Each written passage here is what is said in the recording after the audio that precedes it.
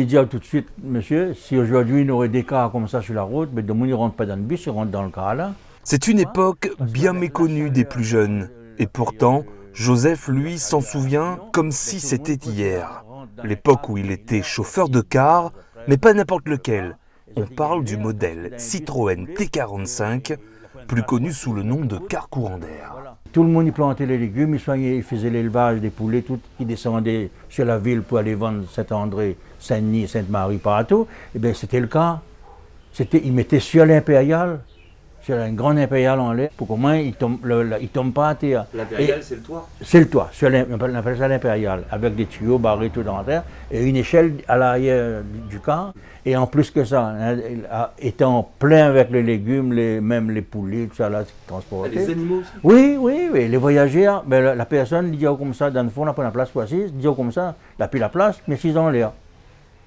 Ils mettent ce capuchon gilet, s'ils ont l'air dans ta bazar, dans les légumes, voilà, en l'air. Les cars courants d'air font leur apparition en 1920 à La Réunion. Ils restent en circulation jusque dans les années 70.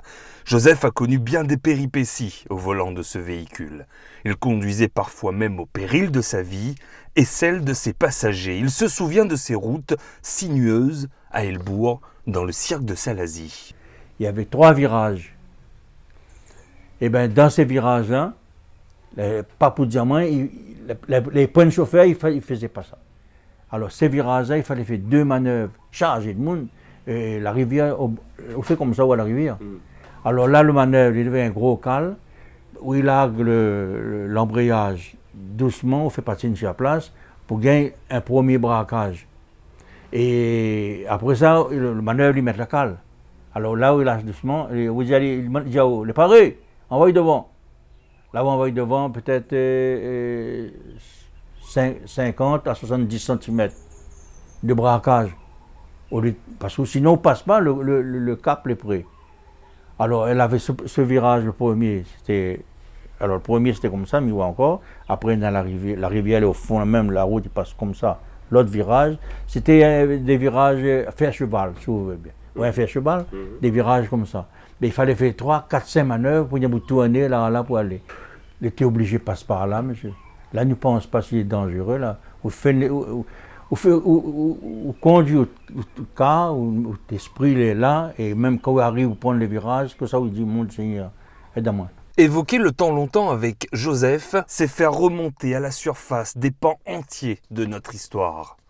Il se souvient d'une société bien différente de celle d'aujourd'hui. On gagnait très peu d'argent, mais on était content que ça qu'on gagnait, et nous partait le magasin, la boutique, nous faisions nos affaires, nous achetaient de manger, et ben avec 500 francs, ben, on fait le bazar pour un mois pour une famille de 3-4 personnes. Hein? C'était la belle époque. Ah oui. Parlez-nous de la sensation du conducteur, la sensation du chauffeur au volant de ce genre d'engin. Ben, il aimait son travail. Vous, en tout cas, c'était votre cas? Moi, c'était mon cas. Moi, il aimait mon travail. Quand il rentrait au volant, il parlait avec le receveur, et il avait la sifflette. Il me disait, allez, comme ça, dans le rétroviseur, il me disait, comme ça, il fait les parés. Je me dis, oui, les parés, allons.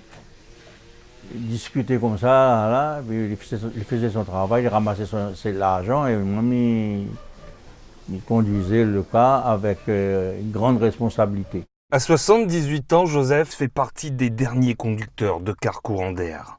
Il a participé malgré lui au développement de la Réunion. Le souvenir de cette période de sa vie ne le laisse pas indifférent.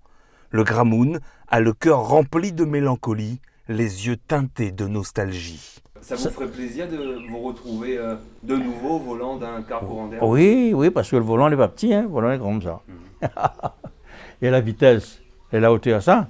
Alors, on ne fatigue pas, on passe vitesse, puisque vous tient beau de volant, ou comme ça, vous tient beau de volant là, et puis vous trappez pour vitesse, vous passez à même l'Iran.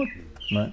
Ça serait un rêve? Ah oui, avant que je gagne encore conduire, hein.